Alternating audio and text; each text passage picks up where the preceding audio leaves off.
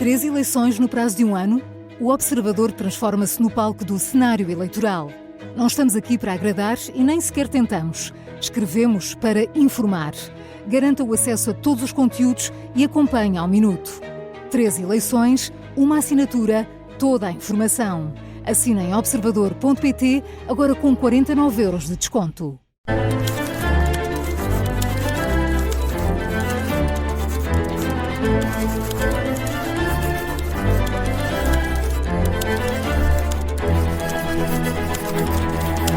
Seja muito bem-vindo ao Português Suave na Rádio Observador. Temos encontro marcado todos os domingos e todas as quartas-feiras. Marco Neves, muito bem-vindo mais uma vez. Olá, Marco, seja bem-vindo.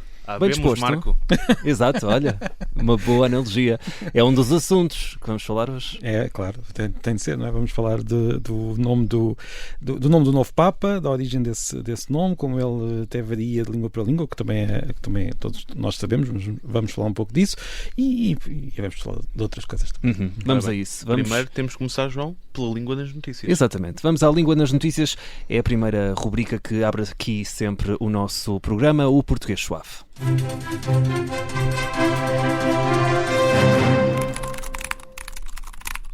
E ora bem, Marco, esta semana é fácil. A língua nas notícias será a origem do nome do novo Papa. Sim, Leão XIV. Exatamente. Eu não sei, queria só fazer-vos uma pergunta. Quando vem, independentemente da pessoa ser religiosa, não ser católica, mas quando vem o novo Papa, não se sentem sempre que alguém está a imitar o Papa? É a sensação, eu vejo o Eu chorei. novo Papa. Eu sou uma pessoa muito sensível nestas coisas. Eu não estava à espera que aquilo me afetasse tanto, mas assim que vi o Papa e vi o ar com que ele estava visivelmente emocionado, eu chorei. Sim, sou Maria Madalena.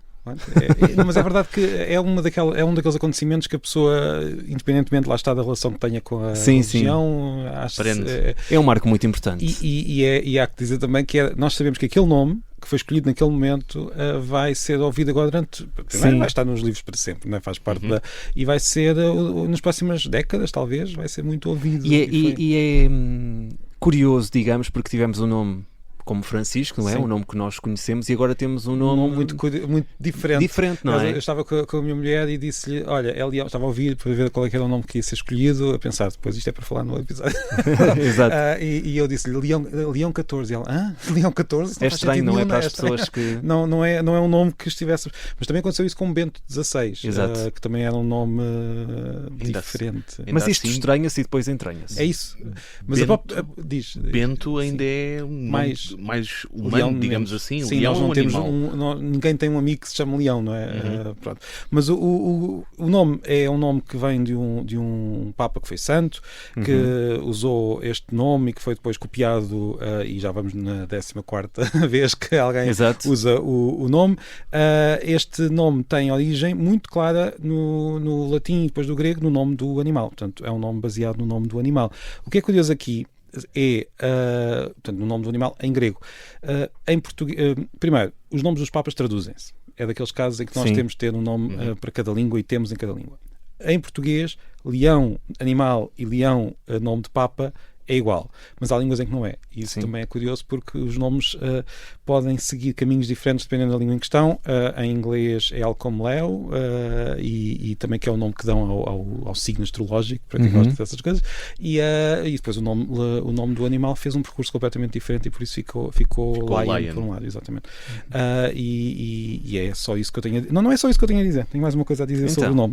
Duas coisas. Primeiro, eu gostava de dizer que em português nós temos uma regra muito curiosa, muito estranha, se formos a ver bem, que é o número que vem a seguir ao nome. Nós dizemos 14, mas se tivesse sido o leão número 7, diríamos sétimo. O que eu quero dizer é que há esta regra que a partir do número 10 nós usamos o número nós já ordinal. falámos disso aqui no Português Suave. Já falámos disso. Portanto, nós vamos dizer leão 14, mas digamos, há uns quantos leões, nós teríamos dito leão 7º, leão 8º, leão 9º, portanto, leão 1º, leão... e há esta regra que acaba por ser quase aleatória, mas que é assim, nós também não dizemos Luís 14º, dizemos Luís 14, em nomes de reis, em nomes de papas, nós vamos usar o número cardinal para tudo o que seja mais do que 10. Pronto. E ainda tinha mais uma segunda coisa, a própria origem de Papa, que é muito óbvia, para dizer a verdade. Papa vem de papá em grego. Era um título que se dava aos padres, que aliás a própria palavra padre é pai, não é? E depois acabou por ficar reservada apenas para aquele bispo particular que é o bispo de Roma. E pronto, é isso. É sempre curioso perceber de Papa e de Leão. estas origens, não é? Aprendemos sempre contigo, Marco Neves. Seguimos viagem no mapa da língua, que hoje também penso que esteja relacionado... Não vamos muito longe. Vamos ver. Vamos ao mapa da língua.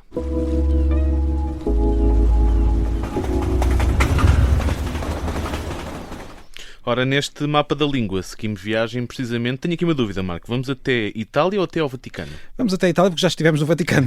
Portanto, eu pensei, não podíamos voltar ao mesmo país, ainda por cima é tão pequeno, não tem espaço para mais episódios. E por isso pensei em falar de Itália, que é um país linguisticamente muito interessante, e nós não vamos falar, não estaríamos aqui não sei quantos episódios a falar das línguas de Itália. A Itália, se eu perguntar a alguém no meio da rua, a um miúdo, que língua é que se fala em Itália, todos vão responder italiano, não é? O italiano é uma língua desenvolvida ao longo dos séculos com base na língua da Toscana, naquela zona em particular de Florença, por exemplo. Esta língua tornou-se a língua mais usada naquela península, mas está muito longe de ser a única. E, aliás, se nós andarmos 150 anos para trás no tempo, a maioria dos italianos não falava italiano, falavam outras línguas. Ainda hoje falam essas línguas. Muitas delas são chamadas na Itália tradicionalmente dialetos, embora sejam línguas separadas do italiano, não se desenvolveram com base no italiano, desenvolveram-se com base no latim, e por isso são línguas para os linguistas. Estamos a falar de, por exemplo, línguas como o napolitano, que é uma língua tão distinta do italiano como é o português do italiano, ou o português do castelhano. Estamos a falar de línguas como o friulano, na zona norte. Friulano? Friulano, sim. Na zona norte da Itália, ali encostada já à Eslovénia. Há até um município nessa zona que tem... É o único município que eu conheço, e já estive lá e lembro de ver lá escrito que era o único município do mundo que tem 4 línguas oficiais.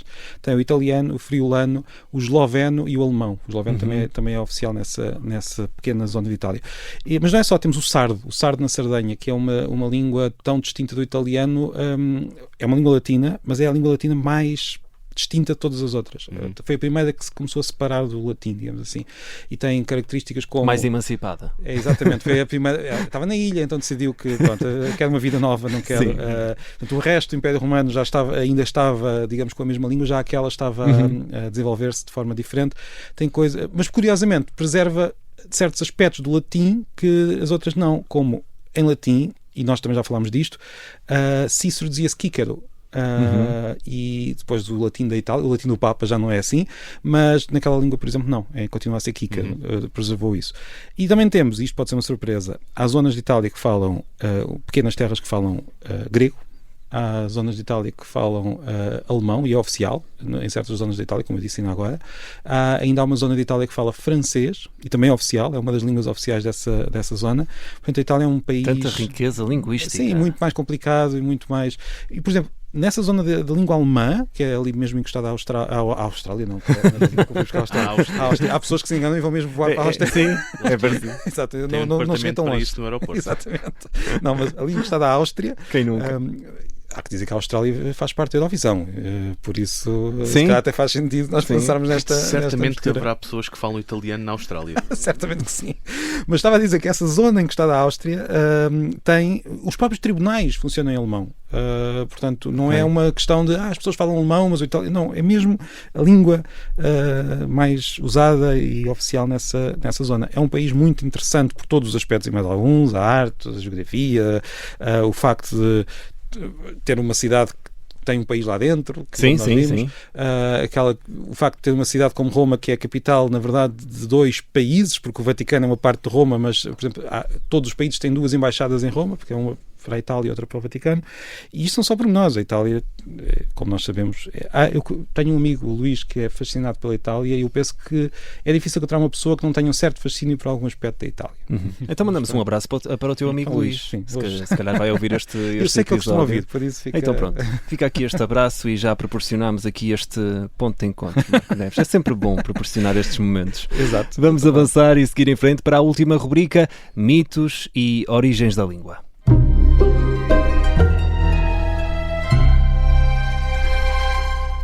E nos mitos e origens da língua, Marco, a pergunta é muito simples. Nós fazemos pausas entre todas as palavras? Já respondeste, portanto está feita a rubrica, porque... Agora só vamos falar assim. E vamos ter muito menos ouvintes. E o tempo não vai dar. Não vai dar. Mas é curioso, porque isto partiu de uma daquelas discussões que nós temos na internet em que eu falava da forma como nós ligamos as palavras e alguém me dizia, isso é só preguiça. Eu, preguiça em que sentido? Então uma pessoa que não seja preguiçosa vai dizer as palavras todas separadas. Isso faz tanto sentido como dizer que uma pessoa que não anda ao pé coxinho pela rua está a ser preguiçosa. Não é assim que nós falamos. Por que razão é que aparece esta ideia de que nós fazemos pausas entre todas as palavras? Porque há um espaço. E o espaço leva-nos a crer, na nossa cabeça, pelo menos algumas pessoas acreditam, que nós estamos ali a fazer esta pausa. E não estamos. Como Isto é tão irritante. É muito irritante.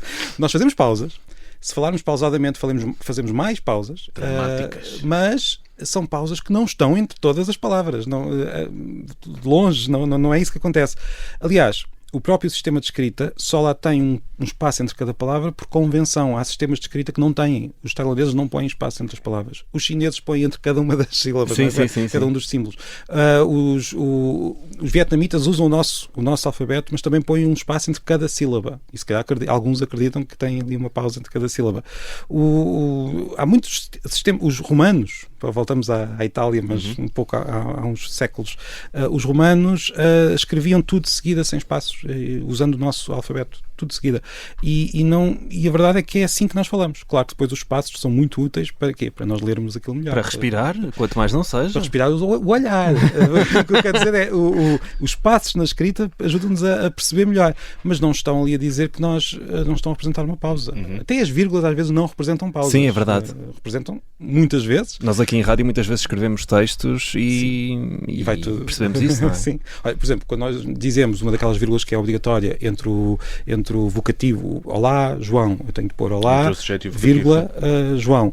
Mas nós não dizemos olá, João. Eu digo olá, João.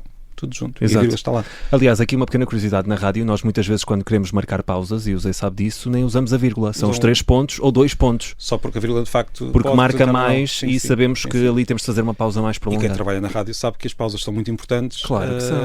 Mas são muito importantes tanto na sua existência como na sua ausência. Exatamente. Há alturas em que as coisas são ditas de seguida e outras em que nós temos de pausar quando faz sentido, não em todas as... Pronto, foi aquelas pequenas irritações depois daquelas discussões na internet, mas a verdade é que há mesmo muitas pessoas que, se lhes perguntarmos, dizem, não, eu faço pausas entre todas as palavras, e não fazem.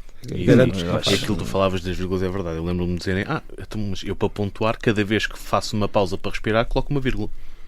A escrever. Isso vai dar muito mau resultado, porque as vírgulas vão aparecer em sítios que não fazem muito sentido. E depois sentido. As más notas a português. Pois.